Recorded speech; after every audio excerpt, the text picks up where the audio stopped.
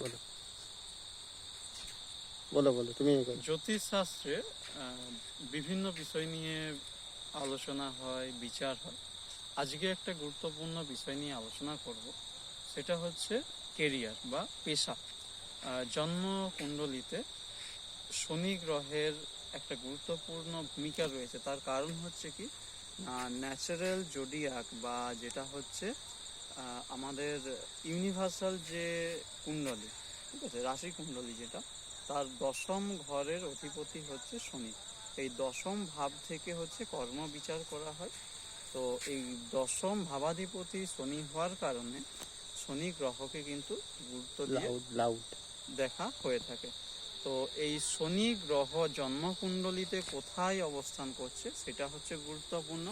শনি গ্রহ যদি ভালো জায়গায় অবস্থান করে তাহলে কর্ম পেতে সুবিধা হয়। শনি গ্রহের সাথে যদি বেনিফিক বা তার বন্ধু গ্রহের সংযোগ থাকে তাহলে সেই গ্রহ প্রভাবে সেই জাতকের আর্থিক উন্নতি এবং কর্ম উন্নতি দুই দেখা যায়।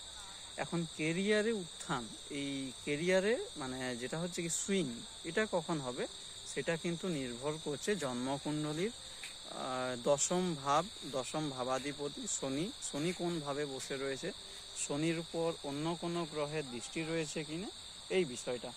এছাড়া আরেকটা বিষয় গুরুত্বপূর্ণ রয়েছে, সেটা হচ্ছে কি দশমাংশ চার্ট। দশমাংশ অধিপতি কোথায় রয়েছে এটাও কিন্তু গুরুত্ব সহকারে দেখা উচিত।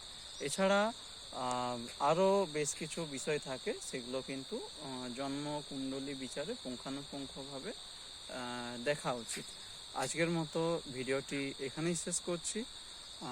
আপনাদের কর্ম বিষয়ে যদি কোনো প্রশ্ন থেকে থাকে তাহলে অবশ্যই আপনারা আমার কমেন্ট বক্সে কমেন্ট করুন এবং আপনাদের জন্মকুণ্ডলী সহ একটি প্রশ্ন আপনারা কিন্তু করতে পারেন।